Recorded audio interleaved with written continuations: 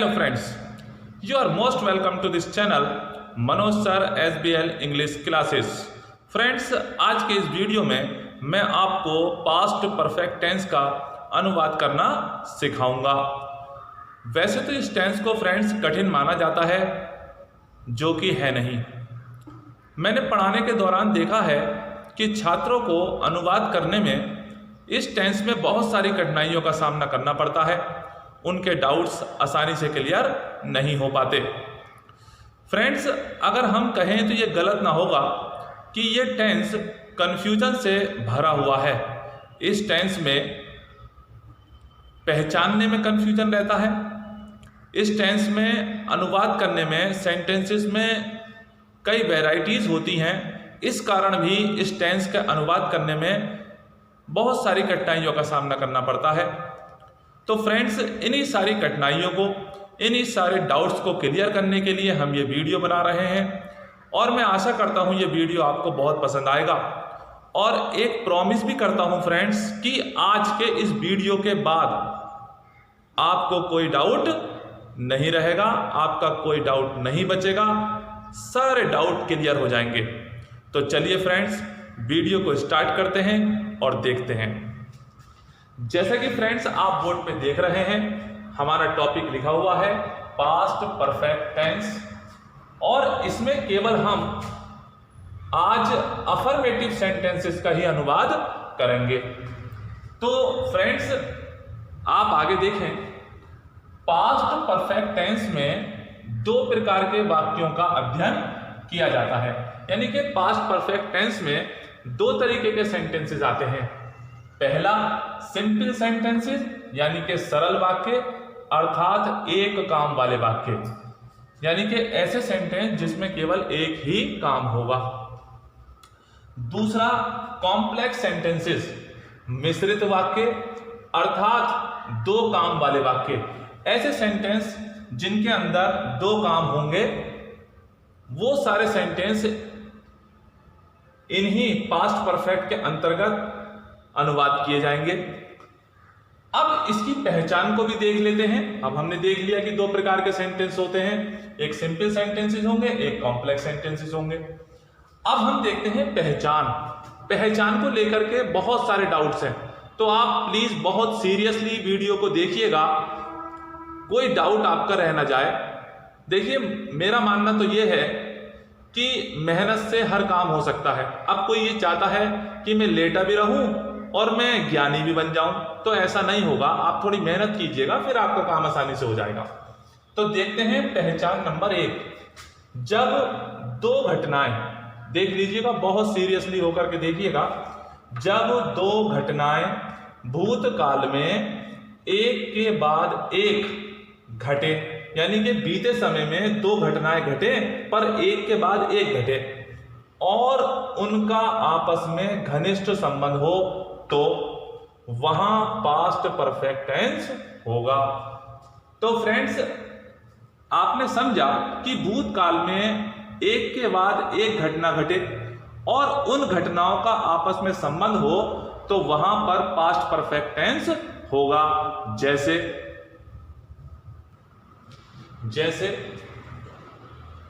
अब आप इस घटनाक्रम को आराम से समझिएगा। कैसा घटनाक्रम होता है? भाई साहब के नाश्ता करने से पहले नौकर ने कमरा साफ कर दिया था। तो देखिएगा, सबसे पहली बात, भूतकाल में दो काम हुए, दो घटनाएं घटी। अब इसमें दो घटनाएं क्या घटी कि भाई साहब ने एक तो नाश्ता किया और दूसरा नौकर ने कमरा साफ कर दिया। यानी कि भूतकाल में दो काम एक के बाद एक हुए।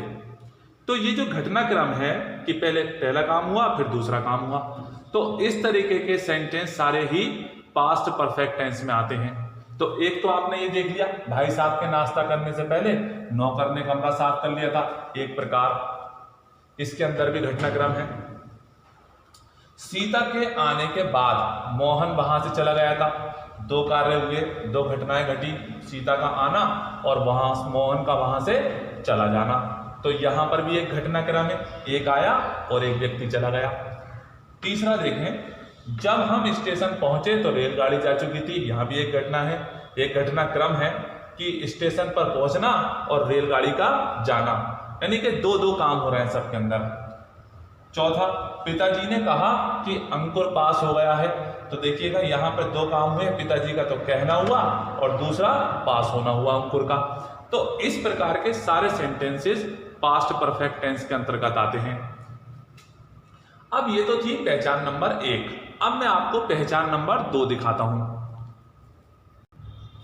देखें फ्रेंड्स, पहचान नंबर 2, इस टेंस का प्रयोग भूतकाल यानी पास्ट टेंस में उस कार्य या घटना को बताने के लिए भी किया जाता है जो भूतकाल में ही एक निर्दिष्ट समय यानी कि एक निश्चित समय, point of time in the past, यानी एक बीते समय में, एक निश्चित समय में से पूर्व समाप्त हो गए थे।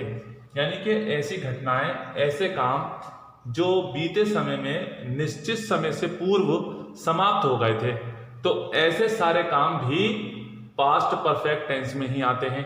यानी कि ऐसे सेंटेंसों का अनुवाद भी हम पास्ट परफेक्ट टेंस में ही करते हैं।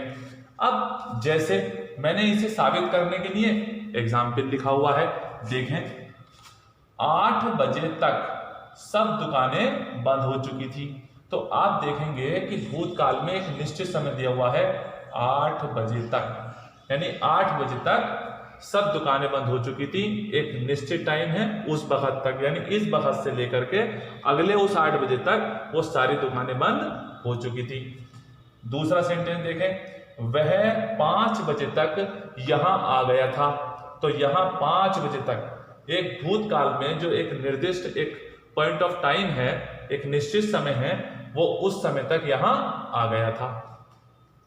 तो अब आप इसी बात से आप अंदाजा लगा लें कि हमारे पास 2 तरीके के सेंटेंस होंगे, एक सिंपल और एक कॉम्प्लेक्स। तो फ्रेंड्स, जैसा कि आपने देखा कि हम 2 प्रकार के सेंटेंसेस का अनुवाद करना सीखेंगे, सिंपल और कॉम्प्लेक्स।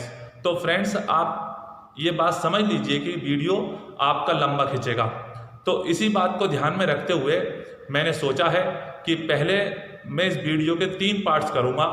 पहले पार्ट में आपको मैं सिंपल सेंटेंसेस का अनुवाद करना सिखाऊंगा, सेकंड पार्ट में मैं आपको कॉम्प्लेक्स सेंटेंसेस का अनुवाद करना सिखाऊंगा, और थर्ड पार्ट में मैं आपको डिफरेंस करके दिखाऊंगा पास्ट इंडेफिनिट और पास्ट परफेक्ट का।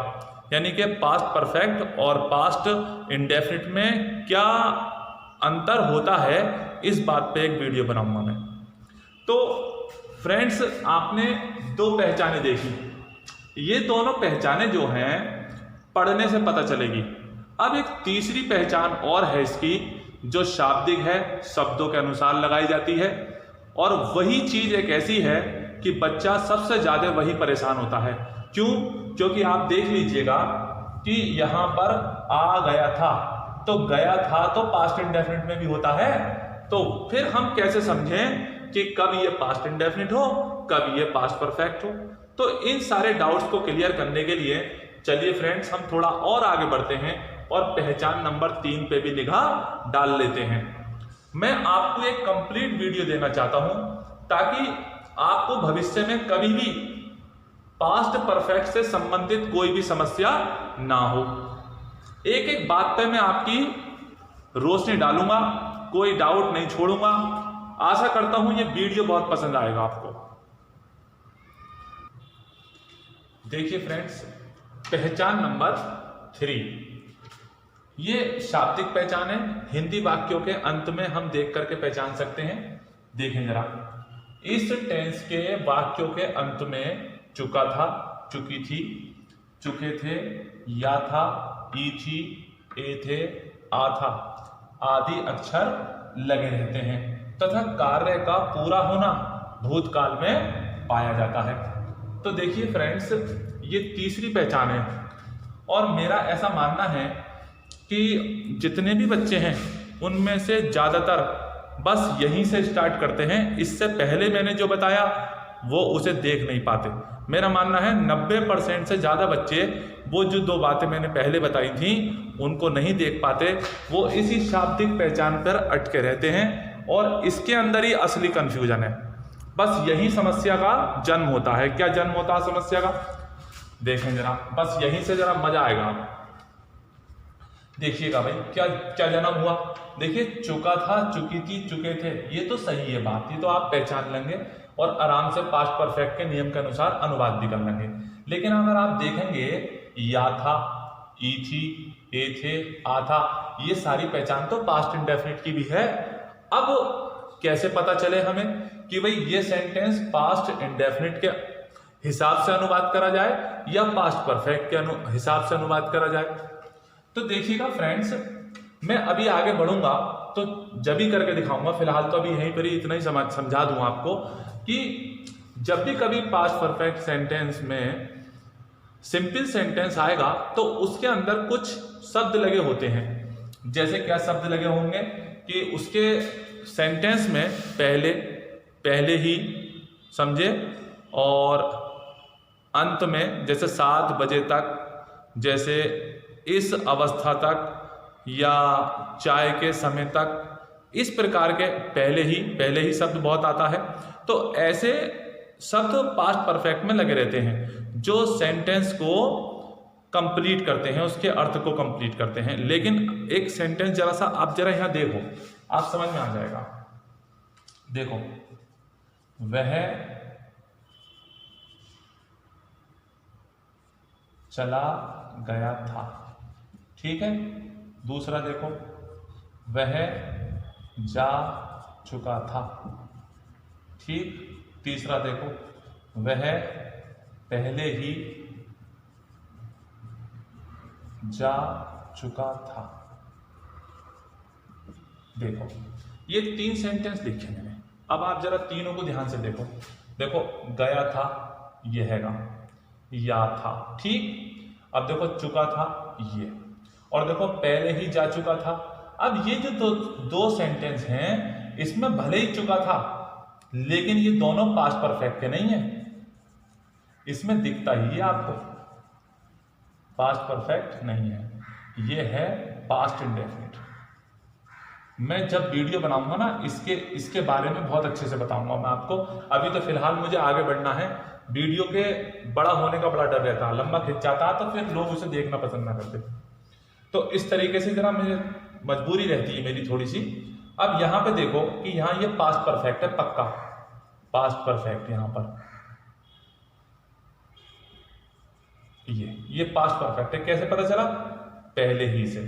तो एक सेंटेंस को कंप्लीट करता है इसका अर्थ। अब वह जा चुका था, ये क्या बात हुई? वह चला गया था, अर्थात चला गया था, बीते समय की बात है। तो यहां पर हमें पास्ट इंडेफिनिट के अकॉर्डिंग काम करना होता है। और देखो, पहले ही, ये शब्द आते ही हमें पता चल गया ये पास्ट परफेक्ट का है। तो ऐसे सेंटेंस मैं अभी सारी पहचान अभी लिख के देता हूं, आगे चल के मैं भी बताता हूं, एक एक बात बताऊंगा, कोई सी बात बचने वाली नहीं है। तो अब आप समझ गए कि आप पहचान के चक्कर में ना पड़े। वो जो 2 बातें मैंने पहले बताई थी उन्हें ध्यान से पढ़ें, उन्हें ध्यान से देख लें। और बाकी तो मैं ऐसे आगे चल के मैं अभी जब अनुवाद करूंगा ना, तब आप देख लेना, इतना सरल है अनुवाद करना, बस पूछो ही मत, आप देखोगे अनुवाद हो जाएगा। सारी बात है पहचानने की। हम सेंटेंस को कैसे पहचाने कि ये पास्ट इंडेफिनिट का है, ये पास्ट परफेक्ट का है। तो देखिएगा, आप समझ गए, वह जा चुका था, भले ही ये चुका था है, लेकिन इसे आप पास्ट फॉर्म में, पास्ट इंडेफिनिट में ही बनाएं, सेकंड फॉर्म से, तो ज्यादा बेहतर है। आप बना सकते हैं, बहुत से तो बना देते हैं, लेकिन मेरे हिसाब से ये जो है, वह चला गया था और वह जा चुका था, एक ही बात है। इसे आप पास्ट इंडेफिनिट में ही अनुवाद करें, और जैसे ही इसमें पहले ही आ जाए तो ये पास्ट परफेक्ट का सेंटेंस होगा। फिर इसे पास्ट परफेक्ट के नियमों से ही अनुवाद करें। अब मैं आगे बढ़ता हूं फ्रेंड्स। देखें फ्रेंड्स, सिंपल सेंटेंसेस के अनुवाद के नियम, यानी कि अब हम सिंपल सेंटेंसेस का अनुवाद करना सीखेंगे। तो देखें फ्रेंड्स, पास्ट परफेक्ट टेंस में सिंपल सेंटेंसेस के हिंदी वाक्यों में प्रायः पहले ही, के अंत तक, के समय तक, की उम्र में पहले का भी, आदि शब्दों का प्रयोग होता है। यानी कि जब आप पास्ट परफेक्ट टेंस के सिंपल सेंटेंस देखोगे तो आपको इन शब्दों से मुलाकात होगी, यानी कि उनके सेंटेंसों में ये शब्द आएंगे, जरूर आएंगे। 100% कोई ना कोई एक ना एक शब्द उस सेंटेंस में जरूर होगा। तब आप बहुत ही इजीली पहचान लोगे कि भाई ये पास्ट परफेक्ट है। और अगर ये शब्द नहीं है तो समझ जाना फिर पास्ट इंडेफिनिट है, जो बात मैं अभी पहले बता रहा था। तो अब आप देखिएगा, इसमें पहले को इंग्लिश में बिफोर कहेंगे और इस बिफोर का प्रयोग वाक्य के अंत में करें, यानी वाक्य के अंत में प्रयोग करें आप बिफोर का। फिर आता है पहले ही, ऑलरेडी शब्द जो है वो वर्ब से तो पहले लगेगा और हेड के बाद, यानी कैसे भी समझ लीजिए, वर्ब से पहले लगा दो या हेड के बाद, बात वही रहेगी। फिर आता है के अंत तक, बाय द एंड ऑफ, ये वाक्य के शुरू में लगेगा। आगे का देखिएगा, देखिए फ्रेंड्स, इन शब्दों को और ध्यान से देखिएगा। समय तक, बाय द टाइम, इसका प्रयोग वाक्य के शुरू में करें। की उम्र में, इसकी इंग्लिश होती है एट द एज ऑफ, इसे भी वाक्य के शुरू में प्रयोग करें। पहले कभी, ये दो शब्द हैं, एवर, बिफोर। अब एवर को हमेशा वर्ब से पहले प्रयोग करें और बिफोर को अंत में करें वाक्य के। जब इसका सेंटेंस आगा तो मैं दिखा दूंगा अभी आपको।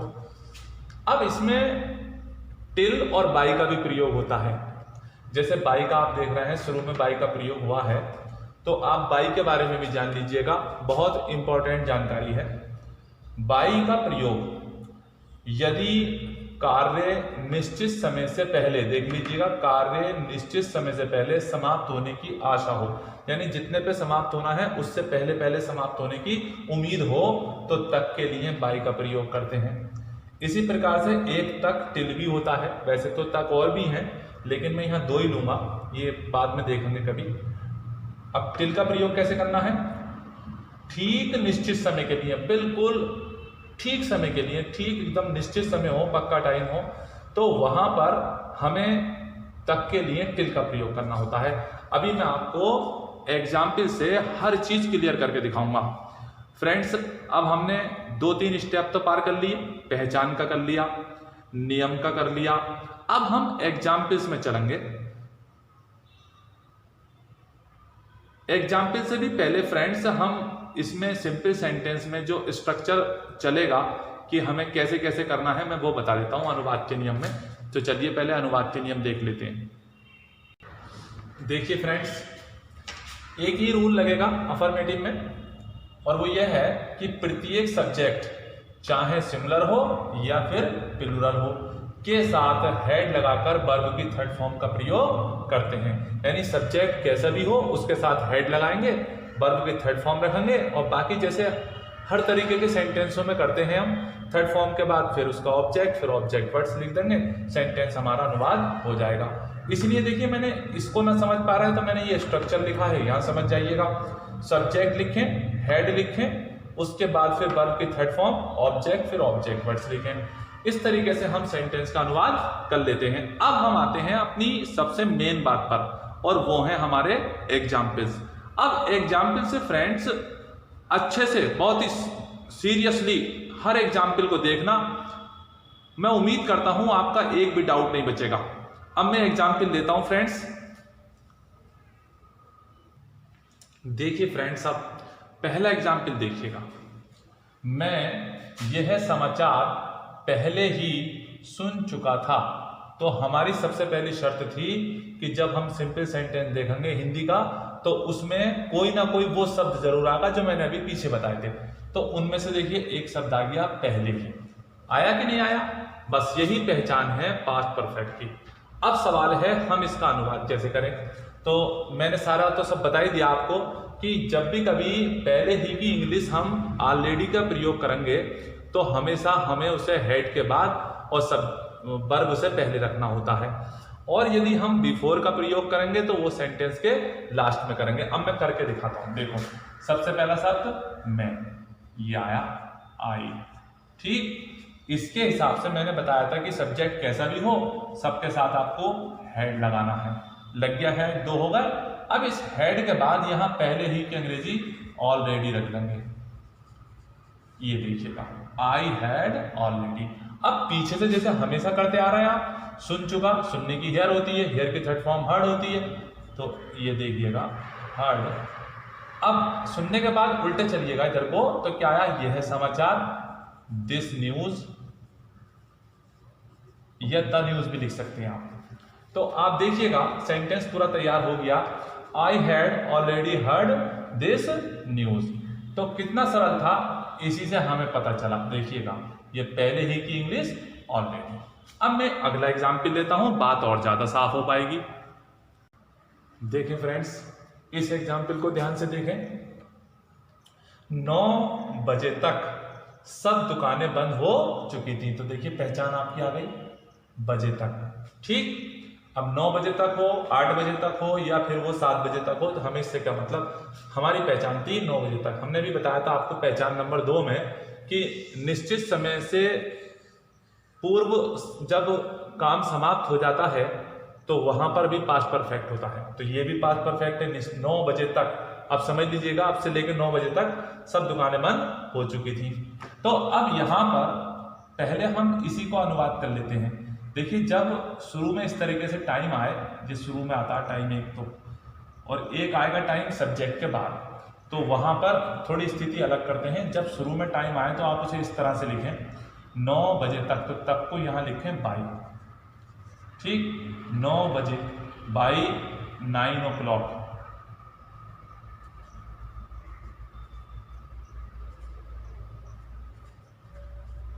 इस तरीके से बाई 9 o'clock।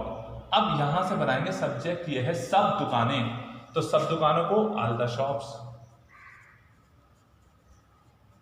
ये देखिएगा हो गया ऑल द शॉप्स, ये सब्जेक्ट हुआ। अब इसके पीछे जाएंगे तो हमें पता ही है पास्ट परफेक्ट है, तो हैड, और बंद होने की क्लोज होती है, थर्ड फॉर्म क्लोज हो जाएगी।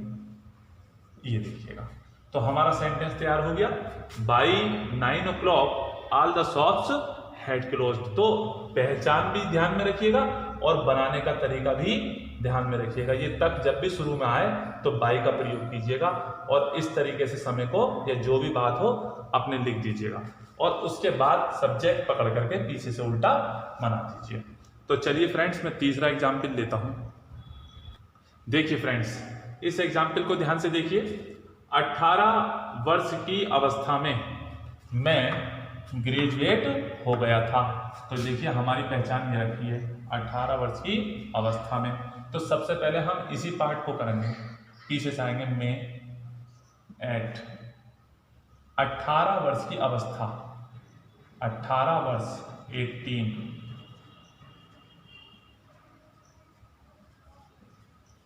ईयर्स ऑफ एज, ऐसे लिखिएगा, 18 ईयर्स ऑफ एज। अब इतना करने के बाद मैं ग्रेजुएट हो गया, तो ये बना दीजिएगा, आई हैड, हो गया, बिकम ग्रेजुएट।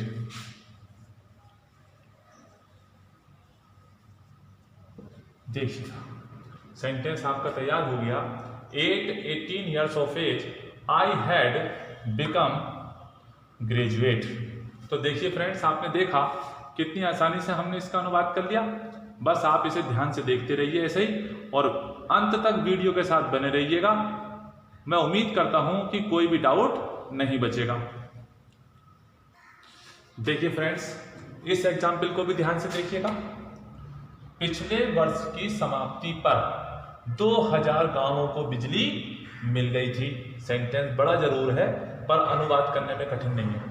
तो पहले हम अपनी पहचान पे काम करेंगे, पिछले वर्ष की समाप्ति पर। पहले इस वाले पार्ट को सेंटेंस के लिख देते हैं। यहाँ पर का मतलब है तक, पिछले वर्ष की समाप्ति तक, समझ रहे हैं नहीं?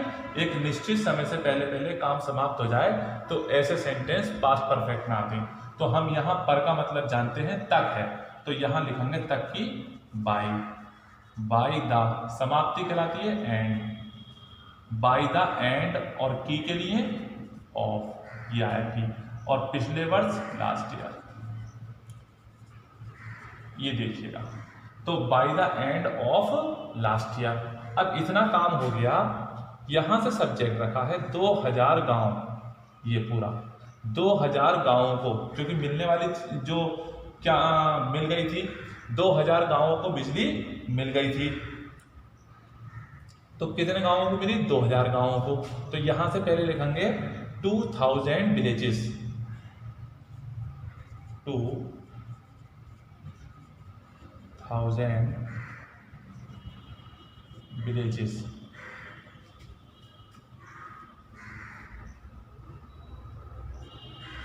अब देखिए इसका थोड़ा सा अर्थ को समझिएगा।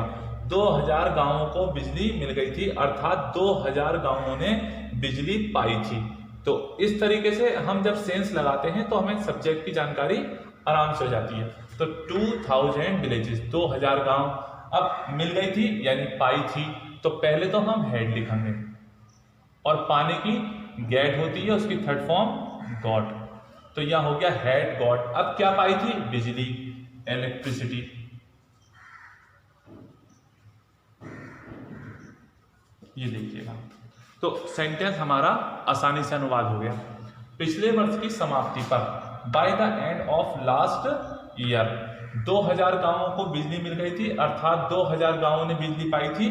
तो 2000 विलेजेस हैड गॉट इलेक्ट्रिसिटी। तो चलिए फ्रेंड्स, उम्मीद करता हूं ये भी अच्छे से समझ में आ गया होगा। अब आगे बढ़ते हैं। देखिए फ्रेंड्स, इस एग्जाम्पल को भी ध्यान से देखिएगा। चाय के समय तक, एक बात, हमारी टीम 300 रन बना चुकी थी। तो पहले चाय के समय तक, तो तक की पहचान तो हमें है ही। बाई, चाय के समय को कहेंगे बाय द टी टाइम। ये देखिएगा, हो गया। अब हमारी टीम, आवर टीम।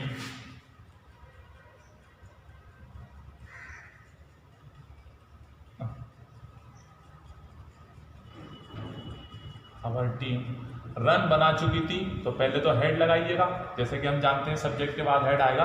और रन बनाने की अंग्रेजी होती है स्कोर, तो हो जाएगा स्कोर्ड।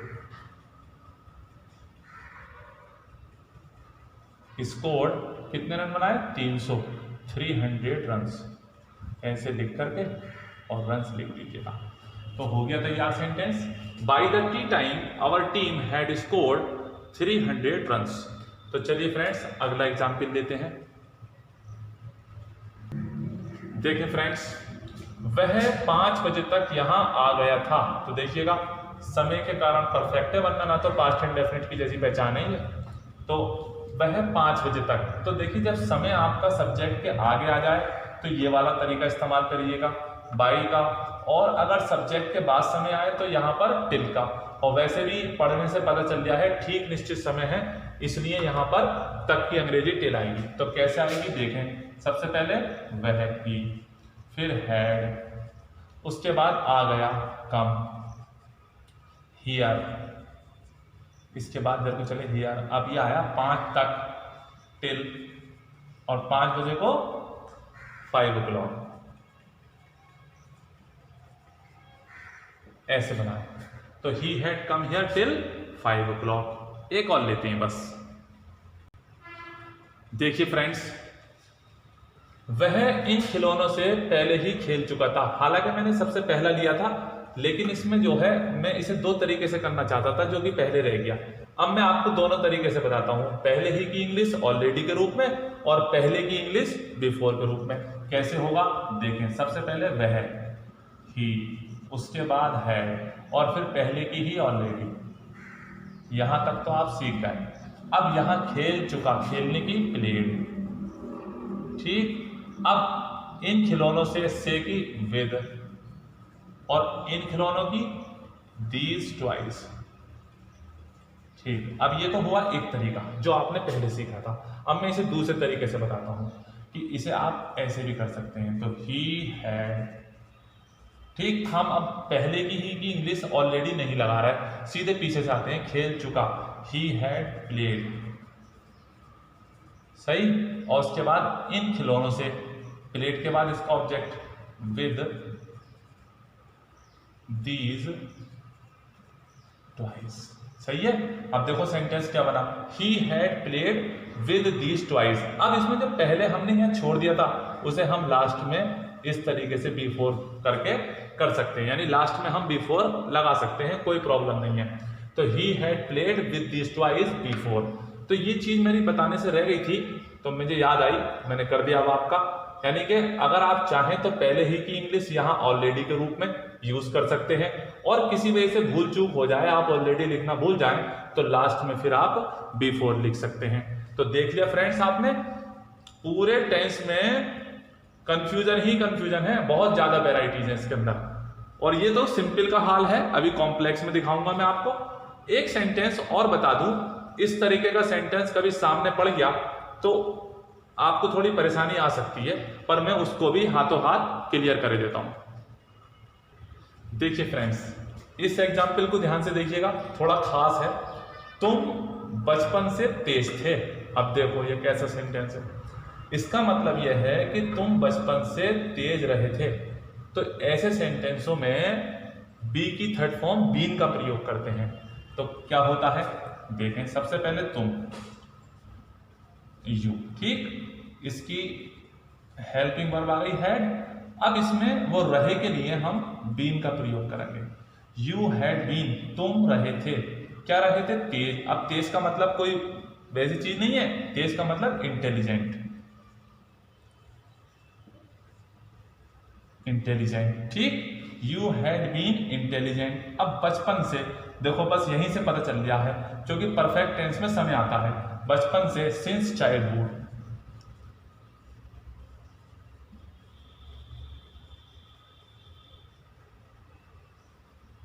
ये देखिएगा। तो सेंटेंस आपका तैयार हो गया, you had been intelligent since childhood. तो फ्रेंड्स आपने देखा कि हमने कई तरीके के एग्जाम्पलों का प्रयोग किया। ये सारे के सारे सिंपल थे। अगले वीडियो में मैं आपको कॉम्प्लेक्स बताऊंगा। ये वीडियो का पार्ट 1 रहा, अब इसके बाद इसका पार्ट 2 आएगा। अब आप सारे टेंस को फ्रेंड्स एक नज़र डाल के देखें तो आप खुद ही कहेंगे कि सर वास्तव में इस टेंस में तो कन्फ्यूजन ही कन्फ्यूजन था। अब मैं भी वीडियो बनाने से पहले ये सोच रहा था कि मैं किस तरह से आपको समझा पाऊँ, क्योंकि आप खुद देखिएगा इसमें कितनी सारी चीज़ें थी। तो फ्रेंड्स कहने का अर्थ ये है कि मैंने अपनी तरफ से तो पूरी कोशिश कर दी है, और उम्मीद करता हूँ कि ये वीडियो आपको बहुत पसंद आएगा। देखिए फ्रेंड्स, अगर आपको लगता है वाकई में आपके डाउट क्लियर हो गए हैं, तो तुरंत आप इसे वीडियो को लाइक कीजिए और चैनल को सब्सक्राइब कर लीजिएगा। तो फ्रेंड्स मिलते हैं अगले वीडियो में। ये वीडियो देखने के लिए आपका बहुत बहुत धन्यवाद।